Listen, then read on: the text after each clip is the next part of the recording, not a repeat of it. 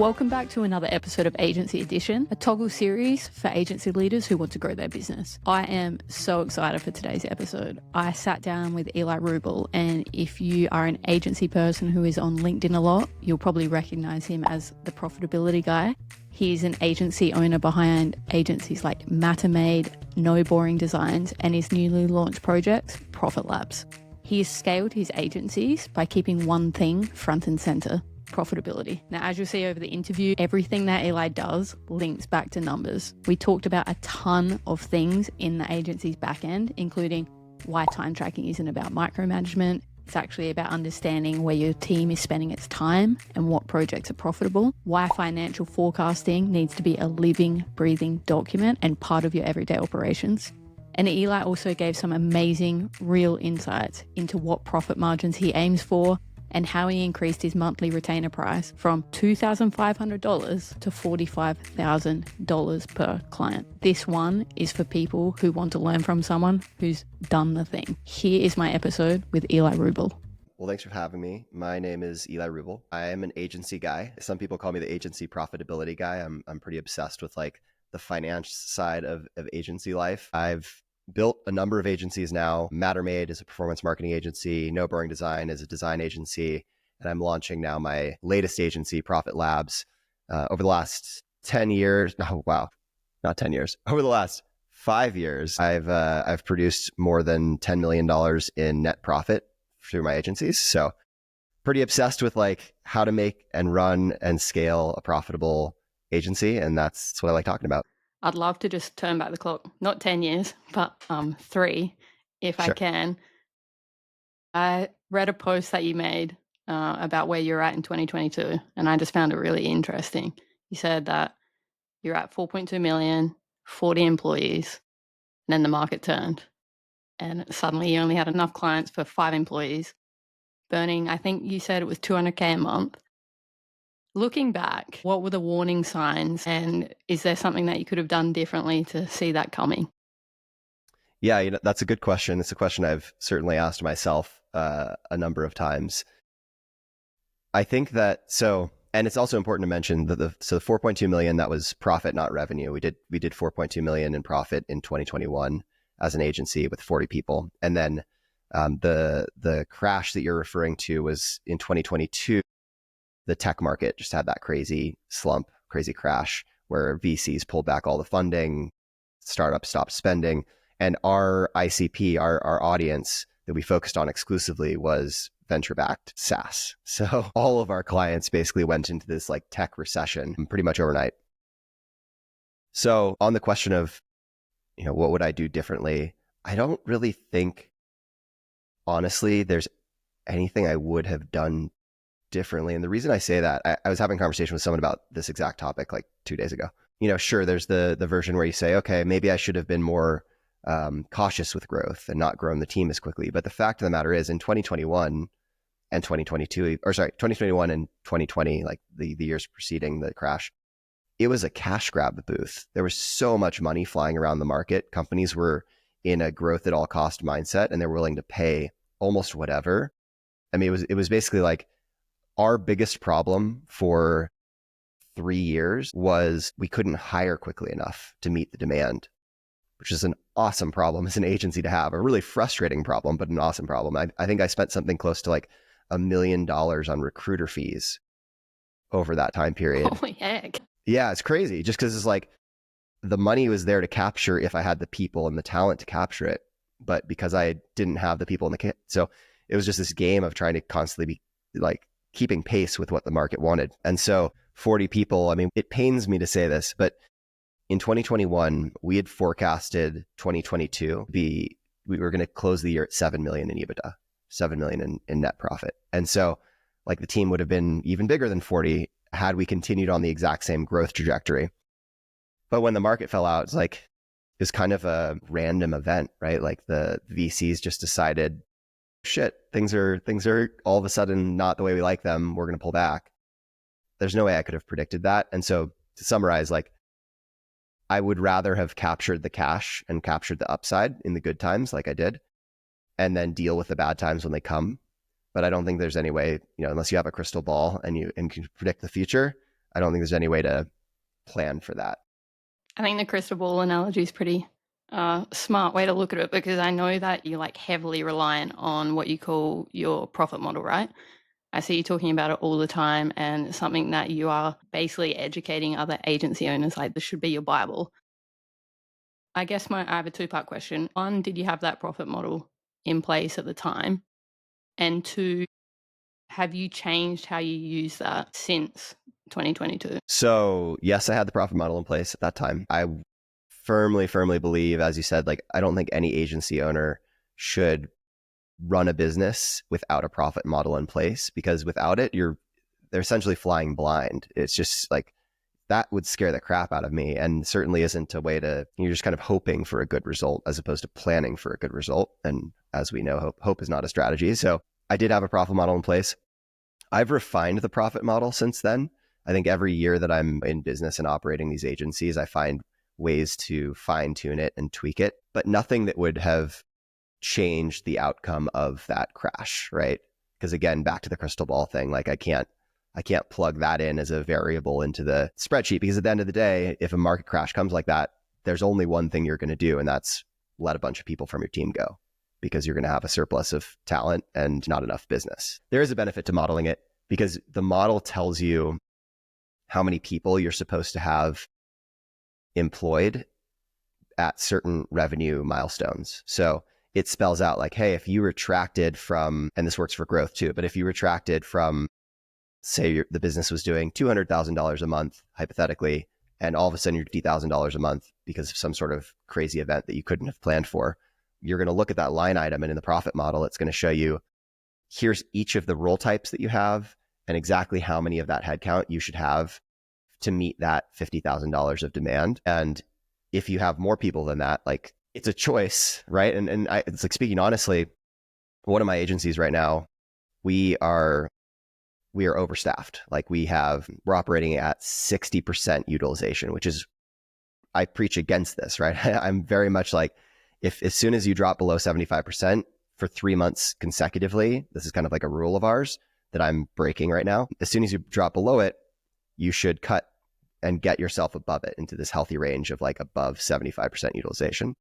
And so some rules are meant to be broken sometimes, because it's like, it's very contextually sensitive. For example, I know that we're about to launch a couple of initiatives that are going to get us up well above that number. And so if I let those people go and then the demand comes in, suddenly I'm scrambling to find talent again. It's messy. And so I'm making a strategic choice to be willing to lose that profit that I could be having right now in exchange for being prepared to grow in a month from now or 2 months from now, something like that. So I guess the lesson, what you're saying kind of tracks with, I had the same conversation with an agency owner last week, and he pretty much follows the same kind of formula as you do in terms of like forecasting and attaching hires to the forecasting. His number one rule was a lot of agency owners will do that and then not revisit it. And he said, like, that is such a mistake, because you should be treating these as like living, breathing documents, not checking them 5 times a day, but going in, and if you're not at the revenue where you were forecasted to be, or you're beyond that, then you should tweak, but it shouldn't be a set and forget kind of document. So I'm assuming by what you've just said, you approach it the same way. 100%. And that's one of the things that like at Profit Labs, this new agency where we actually help 7 and 8 figure agency owners run more profitable businesses. One of the core things that we believe is that you need key business insights, which lead to profitable decisions, which leads to a profitable agency. And a big piece of those key business insights is like understanding where you stand with your talent pool. What's your utilization look like? Are you overstaffed, understaffed? And then mashing that data up with CRM data to understand like, okay, here's where our pipeline is relative, because we might be at 85% utilization right now presently, but then next month we might have enough pipe that's going to push us to 115% of utilization, and our client delivery is going to suffer. Having line of sight on that is something that we used to do in spreadsheets. And like you said, you revisit it, you have to manually calculate it each time. And now through Profit Labs, we've built out dashboards for our clients so that they can have that at their fingertips at any given time. It ingests their financial data, their operational data from tools like Toggle, data from CRM and it puts together this unified view. We call it the Profit Command Center, where they can see all of those key business insights that helps their leadership team make profitable decisions. Oh, I like the name, number one. And I Thank just you. have a question on utilization rate. So you said your bottom end, 75%. What is your top end? That is a fantastic question. When we get to 90%, we have open recs where we have a recruiter working on it. So I'd say somewhere between that 75 to 90 is like the healthy place. Like I really want us at like 85, dancing close to 85 to 90. But this is another big thing that it took me a really long time. This was a kind of a weakness of mine as an entrepreneur and an agency operator for a while, which was we never took recruiting super seriously in the sense that we didn't bring it in-house and we didn't treat it as like a center of excellence within the business. We always relied on external recruiters when we needed them, or frankly, we just wing it as like the founder of the agency or whoever the hiring manager was. They'd be late at night scouring LinkedIn trying to find people. And it wasn't until this year that I realized I took a step back and looked at what are the things that are stressing us out as a business and what are the things that are stressing me out personally. And almost all of them were related to hiring on time and to meet demand and people problems. And so I was like, okay, talent acquisition and HR, like done. We need to make this a center of excellence as opposed to something that's an afterthought in a way. And since doing that, it's just an absolute game changer.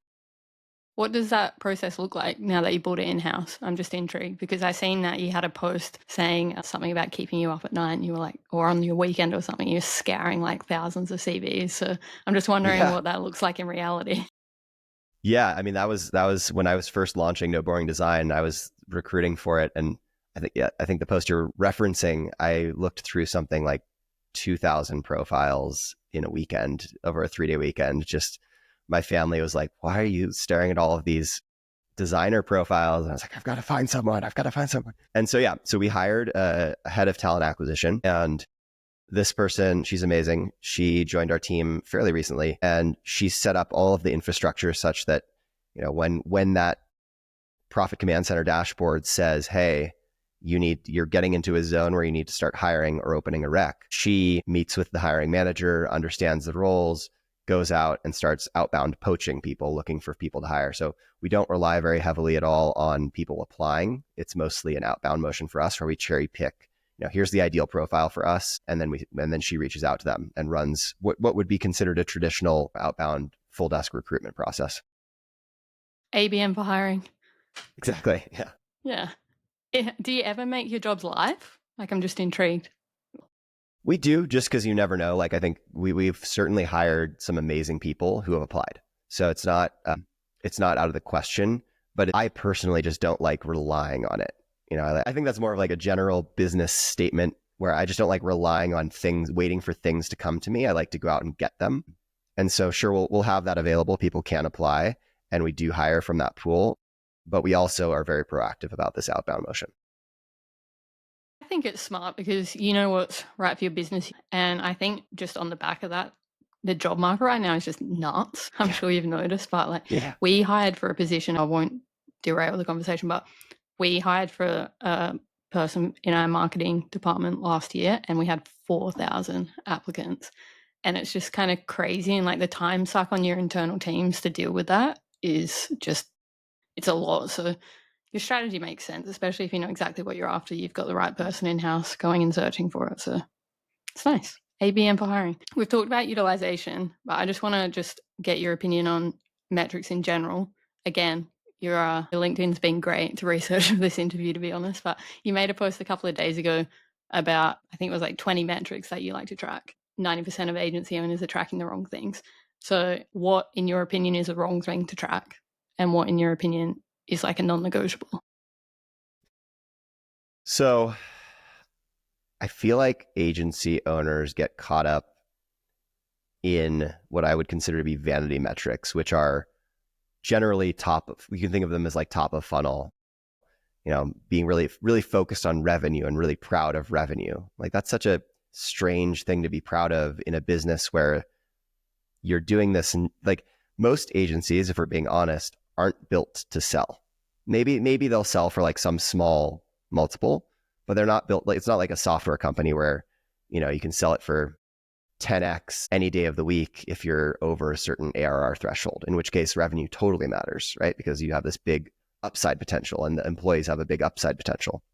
But in an agency, there's certainly some agencies that do scale and grow and do have that kind of upside potential. In fact, my agency in 2021, we were in the process of getting ready to sell it, and it was going to be a crazy outcome, and then the market crashed. So, but for most agencies, I think it's like, okay, you're looking at a 3 to 6x multiple on your EBITDA, and so even then, you're not trading on a revenue multiple, you're trading on EBITDA multiple. So, I think agencies that aren't just laser focused on how much cash they're bringing in, and by bringing in, I mean like putting into their pocket every month, it's a huge miss, and it's a distraction. In fact, like when I meet with my team, one of the things I've done over this last year has been to open up the books to the team. So my leadership team has full transparency into exactly how much profit we're making at any given time. And it changes how people make decisions, because on paper, before you have that transparency, the leaders might say, man, we just brought in this many hundreds of thousands of dollars this month. We're crushing it. But it's like, yeah, but if your net profit or profit margin is, let's say, below 40%, yeah, you're not really crushing it. You should be, in my opinion, I like us to be somewhere between 45 and 55% net margin. And so that, I'm just using an example here, whereas it'd be like, okay, it's on paper, if you're just looking at the top line, we're doing great. And if you're just looking at the bottom line, nah. But if you look at that net margin number, suddenly you can spot like this problem in the business or an opportunity that you can correct. So that's just one example. I think another thing that people certainly don't track, and we've talked about it a little bit already, utilization. It's funny how many agency owners have a hard time with time tracking. Like I don't understand why that is, because, and I do understand why it is. It's because we're human and we want to be nice and we want to like be kumbaya. But at the end of the day, like an agency is in the business of selling someone else's time. That's it. And then making a profit on it, right? And so you can't sell someone else's time efficiently if you don't know what their time is in the first place. Like it just boggles my mind that people fly blind in that way. And I was guilty of that in the beginning. So, I was an idiot too. So that's, and the other kind of metrics that you can glean when you are tracking time, it just opens up a whole new world of control and understanding of how your business operates and how you can improve it.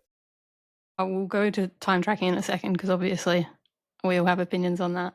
But just, the margin, the targets, the 40 to 55% that you mentioned, I'm assuming that is also depending on where your business is at, right?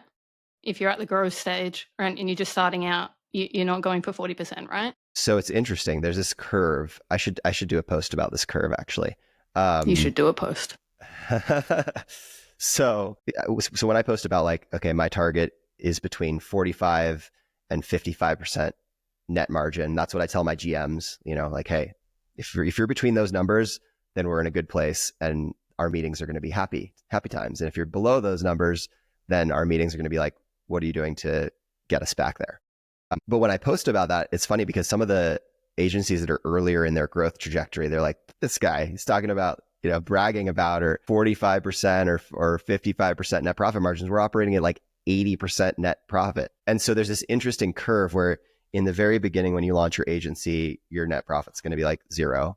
And then very quickly, it's going to jump to like, it's at like 100% basically, because you're the only person, so anything you bring in, you have very little cost. Maybe it's at like 90 something percent because you pay for like LinkedIn or something. I don't know, whatever basic tools you need to operate your agency. So it's like for the first fill in the blank number of months, when it's just you and you haven't hired anybody, it's basically all profit for the most part, except for a few subscriptions. And so you'll start off really high and then slowly it'll degrade, right? You hire your first person, you go from, 90% to 80%.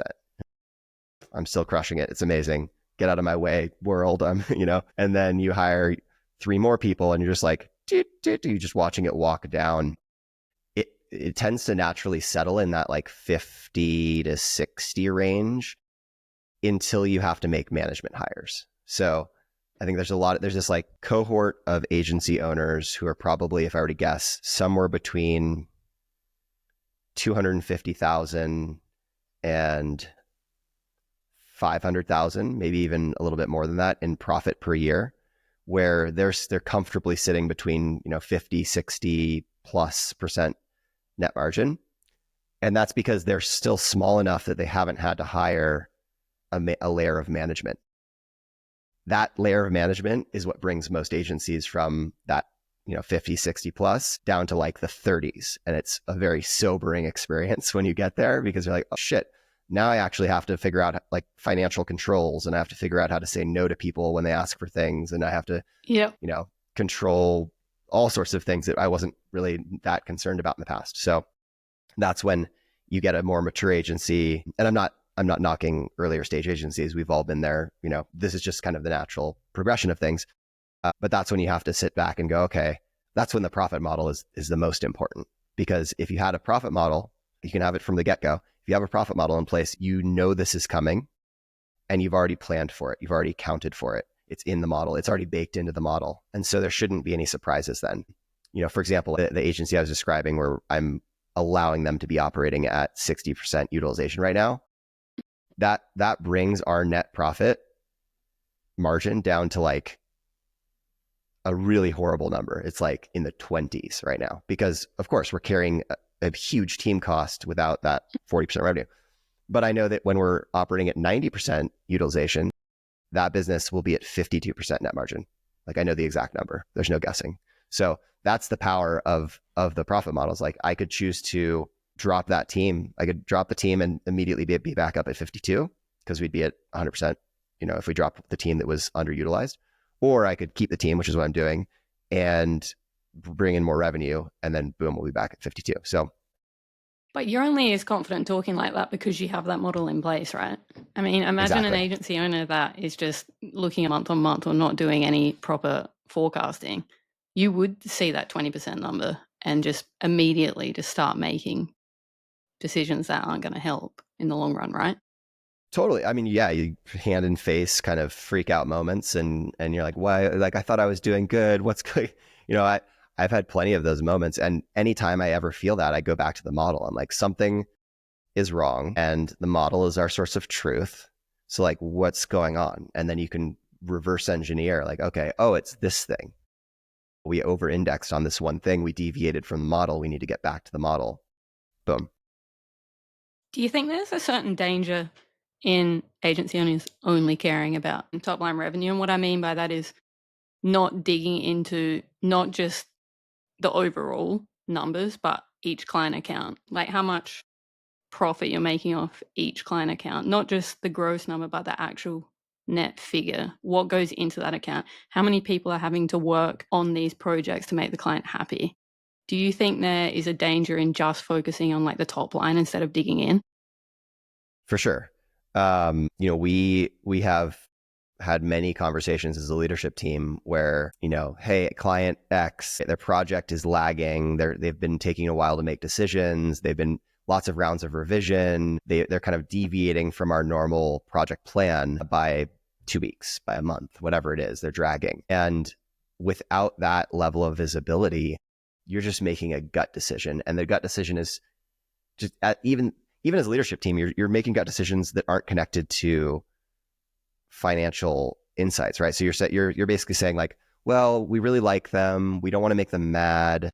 Things are generally going well. But it's like, if your profitability on that project is in the trash, none of that matters. And I have a line where I'm like, we're not running charity. I was just going to say that swings back around, right? What you were just saying before, like you're not running a charity, you're essentially selling a service. So unless the numbers stack up, like it doesn't matter, not to be harsh, but it doesn't matter how nice someone is. Well, totally. And I think it's about, this is something that took me a while as an agency owner to come around to and to be able to like confidently say to our clients, but it's about mutual respect. I think one of the things that a lot of clients get wrong with agencies is they assume this position of authority. They're like, I hired you, I'm in control, I'm the boss. And so when things like don't go according to plan and they're taking extra time, it's like, well, that's fine, because I'm allowed to take extra time because I'm the client and you just deal with it, agency. But the reality is, and I've gone as far as now I'll say this in sales calls. I don't take sales calls anymore, but when I was taking sales calls, I would say, listen, we work with clients who understand that you're not an expert in this thing. You're seeking expertise. We are the experts. And I need to know that you're going to get out of our way and let us do our job. Otherwise, we're not going to work with you. Because at the end of the day, what many clients end up doing is that they say, yes, totally agree with that. And then immediately they freak out. They're like, oh, what's going on? And then they start clamping down and they want control and they start telling you what to do. And you're like, guys, you came to us because you didn't know what to do. So like, stop having strong opinions, get the F out of our way. Like, come on. Yeah. So, yeah. I think that's interesting because in another one of my interviews that I was running for this series, I asked the agency owner, what is your red line? Like, what will make you not want to work with a client, or what are the expectations when you bring them on board? And he said the number one thing is if the CEO isn't on board, like, they don't work with them because it creates such like a bottleneck that impacts all of their work and like stifling creative decisions that they need to run by this person. And if they're not on board, it's just like an automatic no, like thank you, but no. So I'm wondering if you have any kind of like red lines.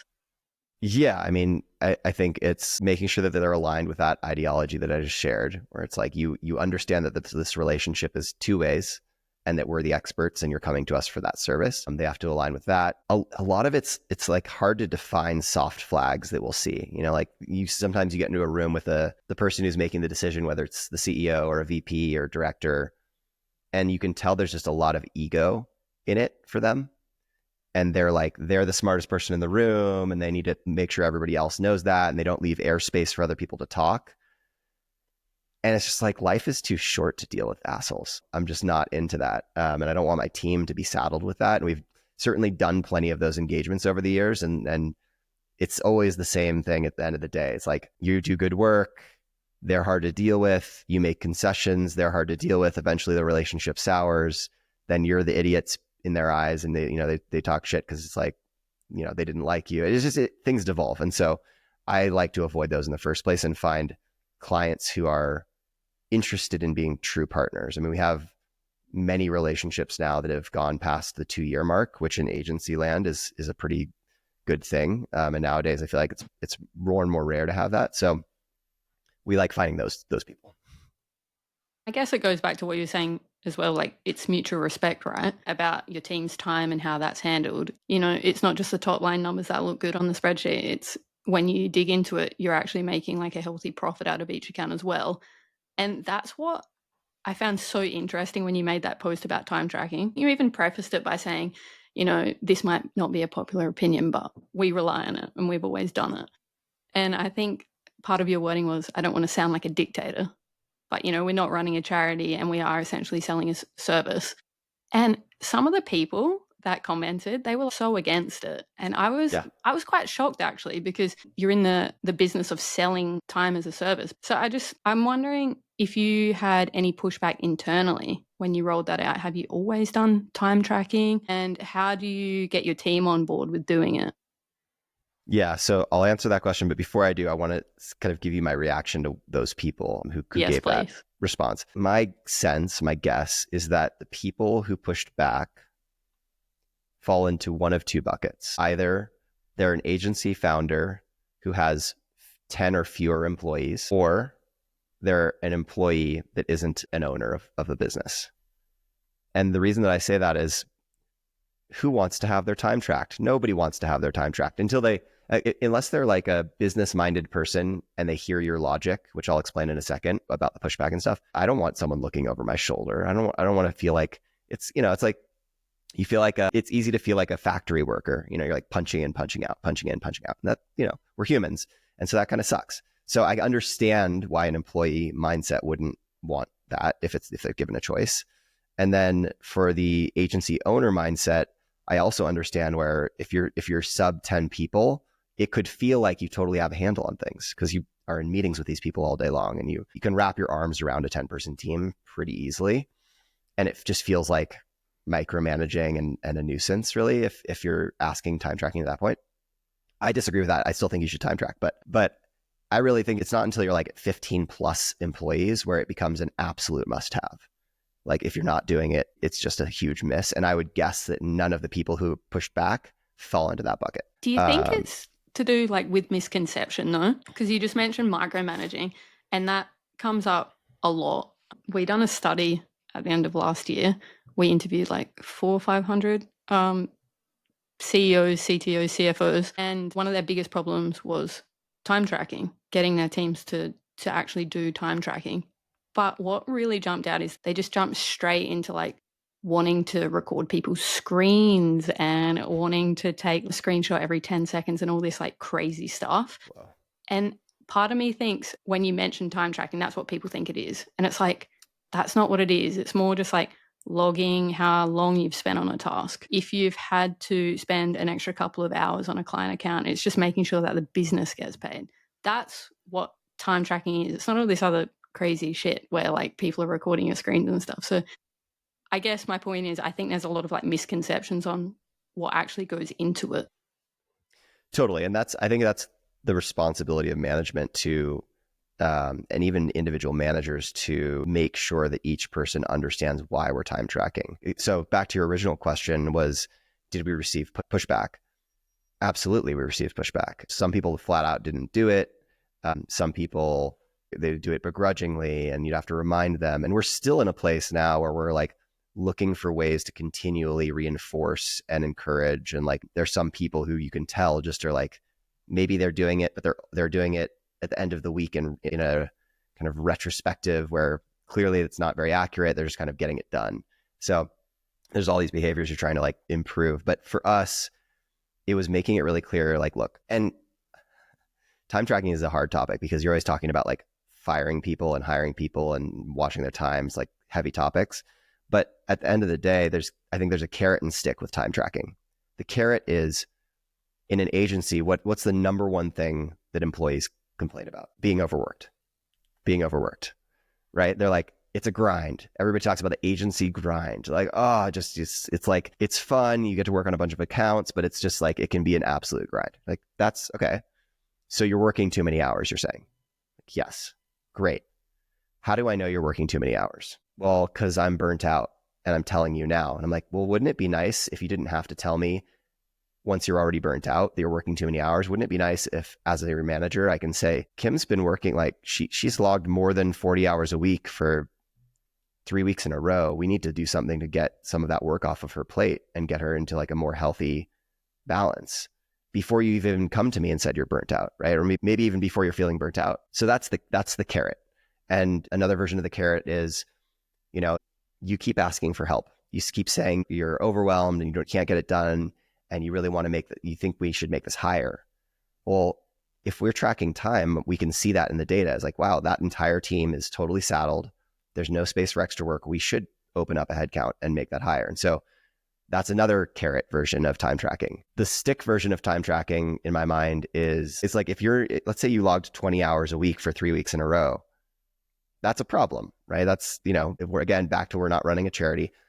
But if we can see that, then we can help this employee get to a healthy level of employment, right? Like, it's not good for an employee if they're just like quietly sitting in the dark thinking that like, oh, I guess this is weird, but whatever, it's cool, I'm still getting paid. And then they get fired suddenly. It's like, wouldn't it be better if the company could more responsibly see, hey, this person's underutilized, let's get ahead of it. Let's take someone who's overutilized and load balance a little bit. So I'm a big fan of this like load balancing labor concept, and you can't do that unless you're time tracking. Yeah, and I think it also takes like the gut feeling, like you were just saying, I'm burnt out or I'm overworked, or maybe it's on the other spectrum. Like, it takes all the gut feeling out of it. And it's just like, let's just look at the numbers. Yes, you are overworked. Yes, you do need more people on your team. And then it goes back to what we were saying before, like, it's a business decision. No one's like sitting around looking at screenshots of your laptop. Or if they are, they probably need to like, I don't know, go and do something else. Like, that's not what it is. It's about being able to make, like you said, business decisions. So yeah, I was super shocked at the pushback on your post. But like you said, if people are falling into those two buckets, either that A, an employee, or B, kind of like managing a smaller agency, I guess it makes sense. But if you're running like a 50-person team, I just don't understand how you would even quantify people's efforts if you're not doing this. You'd have no clue. Do you use time tracking to balance billable and non-billable time in your team? We haven't done that yet.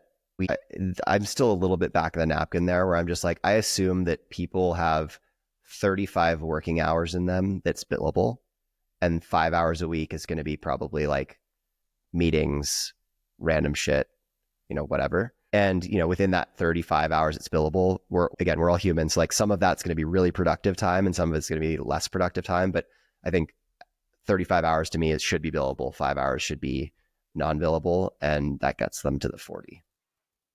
I seen someone push back and was like, what happens if people are doing creative research? What, you're going to charge your client for that? And you were like, yeah, because if the clients ask for a mood board or like imagery research, yeah, of course I'm going to charge for that. And I did laugh because, well, it makes sense that you would charge for it, especially if you've got like a new client and you don't know anything about their business. But I'm just interested in how you actually communicate that. Do you log hours as mood board research? We've got hilarious notes in there where they're like looking at triangle shapes on Google Images, or like looking was spent time on the MoMA art website looking at, it's just like, because that's, is for that particular agency of mine, No Boring Design, you're in the business of like sparking creativity, and that has to come from weird random places. And the litmus test is like, okay, if you're hired by a company that does pipe manufacturing for pharmaceutical companies, these special pipes that are treated, whatever, I'm making this up. Do you really think that this designer for funsies like goes out and does research on your industry and then looks for inspiration that could be like these metaphorical shapes for this pipe industry? Like, absolutely not. They're going to be hanging out with their friends, having coffee, and definitely not thinking about your stupid pipes. So that means it's billable time. I like it though, because I think, especially if you're like a creative or someone that's not just like punching numbers, right? Having your time tracked, it almost feels like, but maybe I should be doing things like super quickly, or maybe I won't have the room for that creative freedom. So it's really interesting to hear that you charge it, because of course you're charging it. That's like brain space that someone's using up. It was just an interesting point that I wanted to mention. I just want to like dig into a little bit more now that we've got the time tracking, you're collecting this data. I want to understand how you figure out how profitable each account is going from that top line number. What are you looking at to make sure that client account is something you should keep on? Are you looking at all this time tracking data and then your overheads, like all the tools you're using, your FTE costs? What are you looking at there? Yeah, so I'm taking the FTE cost and any contractor cost. That data is getting imported into QuickBooks, and then I can see, okay, here's exactly how much that account has been invoiced for or has paid us, and here's exactly how much labor cost has been applied to that account. The tools I don't amortize into a client cost because we're paying for the tools anyway. So that's like that for us would be the difference between like a gross and a net figure, where the tools fall into the net, and the labor costs, like our cost of sales essentially, is just people cost. And what does a client have to fall into? Like, where's the red zone where you're like, oh, this client's maybe taking up too much of our bandwidth, or maybe we haven't priced the account correctly? And do you go in and do like a correction almost, or how do you spot them? So the one of the interesting things I thought I'd mention is we actually don't time track because we're billing the client hours. None of my agencies bill hours or like time and materials. Everything is fixed price or monthly retainer based. So for us, time tracking is all about internal efficiencies, not can we tell them we worked extra hours and charge them for it. So going back to that example I shared earlier, where it's like if you're doing a brand and web project and we have 3 months allocated for the entire thing start to finish, and a client is getting into like their 4th month or 4.5 months in, things are dragging, that account is going to very quickly go from like 70% gross margin to 40, 30. I mean, it's going to degrade really quickly. And then not only that, you're going to have a staffing problem because the people who are supposed to be freed up to work on a new project, new pipeline after 3.5 months are still going to be stuck with this legacy project that's dragging. So not only are you degrading your profit and your gross margin on that account, but you're restricting yourself from accepting net new business because those employees are tied up. So it's like you're getting hit from both sides. So I think anything that drops below 60% is a flag. You're just like, need to be having a conversation as a team about what you're going to do to remedy it. We've tried a bunch of different things over the years. Like right now, we're including language in the contracts where it says something to the effect. This is for the design agency. Something to the effect of like, here's how long this project should take. If because of client delays, the project ends up taking any more time than that plus a 15-day grace period that we give you, we're going to start billing you this monthly retainer fee. Just because, yeah, we're not doing any work for you while you're twiddling your thumbs, but you're occupying our team members' time allocation. It's like having a lawyer on retainer, right? Like, like you're paying for them to be available to you. You're also paying them to do work, but like those are billed at different rates. So we will charge them like, $5,000 a month or $10,000 a month while they sit on their fingers and like take long to make decisions. And that's fine. That's their choice, but it comes at a cost because it comes at a cost to us. So that's one of like the new tactics that we're trying just to protect ourselves. And even that, like, it's funny, even that, if let's say the client pays $10,000 a month for a delay, it still sucks for us because I'll make more money if their project ended on time and we bring in a net new client that's paying us, $60K for this project or whatever it is, than if I get $10K and we're still stuck. Like, it's just, yeah. I guess it ties into everything that we've been talking about, right? Like the client is a partner in a project. You're not a charity. Of course, you have to add these clauses in. But I'm just wondering, just say a client has been, sitting on their hands or just being like, oh, Eli, we'll get back to that in a couple of weeks. What does that conversation look like if you need to go to them? Do you like renegotiate scope? Do you raise prices, or is that what you're hoping to fix with the contract change? Yeah, so with the contract changes, that's what we're hoping to fix. And it's not just that. I mean, we made a lot of changes that help us control that conversation and make it positive. So the idea is we're trying to get out in front of these things before they sign the contract and just say, hey, here's some of the ways this could go off the rails. And here's what happens if it goes off the rails. Or here's some of the ways this could go off the rails. And here's some of the ways that we suggest you work with your team to avoid it going off the rails, right? So I think it's a combination of that, like proactive, hey, we told you so. Hey, we're telling you again. Hey, we're reminding you that we told you so. Hey, you signed this piece of paper. And then like, that's all like the positive kumbaya, hold hands and try to get there together as partners. And then at some point you have to put your foot down and say, no, we're not going to do that per section 2.A.1 of the agreement. We're just not going to do that. And if you want us to, here's how much it would cost. Even having it in writing is like, a good little warning label. They know what they're signing up for. But I mean, I hope it doesn't happen too much, but it's definitely something to be mindful of, right? Because like you're saying, it's people's time is being held and these people could be working on another project that's coming through. So I guess that swings me on to like my next question. Again, on your LinkedIn, you're talking about when you're at full capacity. I think your wording was, you've got nothing to lose when you're at full capacity as an agency. So it's your perfect moment to test insane prices. Yes. And I was just wondering, is that actually what you do? Is that how you temperature check price rises in your agency when you're at full capacity? 100%. It's so what you're referring to, I call price sensitivity testing. It's similarly to what we were talking about earlier, where I said there's like this arc of, we were talking about the arc of, profit margin and how that changes over time and business stage. I think the same thing applies to price sensitivity testing. So this is especially applicable to agencies that are just starting out, and it's still especially applicable to later stage agencies, but I'll walk through that initial case. So, you're first starting out, and I'll speak from experience. When I first started out with Mattermade, my marketing agency, it was just me. I was charging $2,500 a month. And in my mind, I was like, that's probably a sweet spot. I know I'm undercharging for my services, but like I'll be able to sign people up easily. And all I need is 16 of those clients to like make the amount of money that I want to be good in life. And like, that's hilarious to think about because of how much you learn by price sensitivity testing. So then I was like, okay, I'm at capacity at $2,500 a month. There's no way someone would pay me $5,000 a month, but like, I have nothing to lose. I can't take anybody else on. So like, I'm just going to, when I have sales conversations, I'm going to tell them it's $5,000 a month. And if someone says yes, then like, I'll make room for them or I'll drop a $2,500 client, or I'll hire someone. And so lo and behold, boom, you're at 5. Suddenly someone says yes to 5K. And they're like, okay, our new floor is 5K.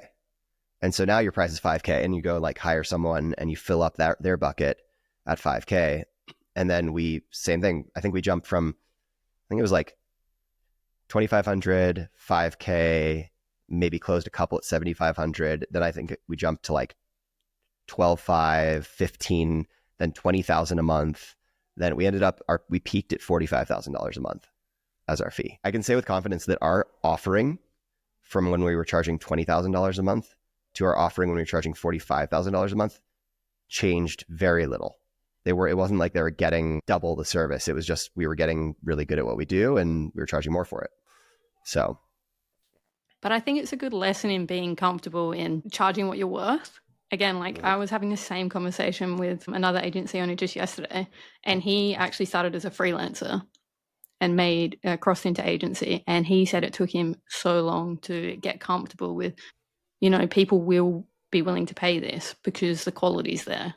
Right. So I guess that's going to lead me on to my next question quite nicely, actually, because again, one of your posts that you made, you said agency owners that make under 60K and agency that make $5 million a year. You said the one key difference is that they surround themselves with people that are smarter than them. The under 60K a year agency owner will think that they're the best at everything. And the person that has a multi-million-dollar agency will surround themselves with a good team. And I guess just going back to charging what you're worth, how much of that confidence, how much of that has come from building out your team and having like really good people around you? I mean, honestly, I think where like the root of that comes from, there's a difference in mindset where when you're first starting out, you're thinking about your offering as you are the offering, right? And so it's really personal. And the reality is like the minute you're going to business, it's not personal. And that's hard to realize. And that's hard to, I mean, hell, it's still personal for me at times, but the longer you do it and the bigger you get, the more you realize it isn't personal. And it's like a science experiment. The business is a science experiment.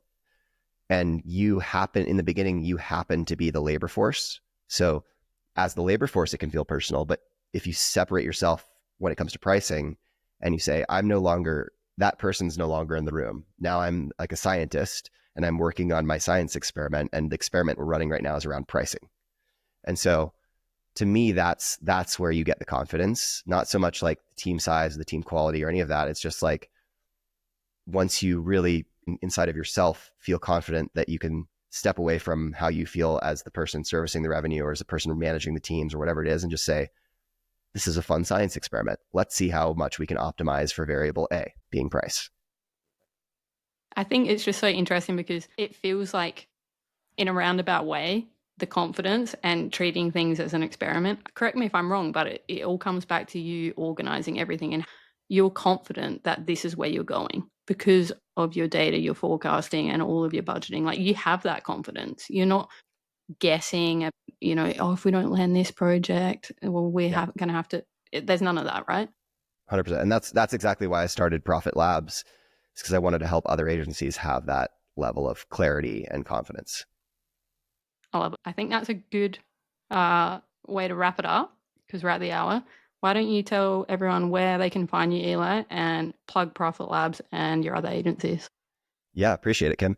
So you can find me on LinkedIn. It's Eli Rubel. Connect with me. Love to have you in the network. And then if you want to subscribe, I have a weekly newsletter called Profit Labs Weekly, where I share little nuggets and insights that go deeper than my LinkedIn for agency owners, specifically on how to run a more profitable agency. You can go to profit-labs.co to find that.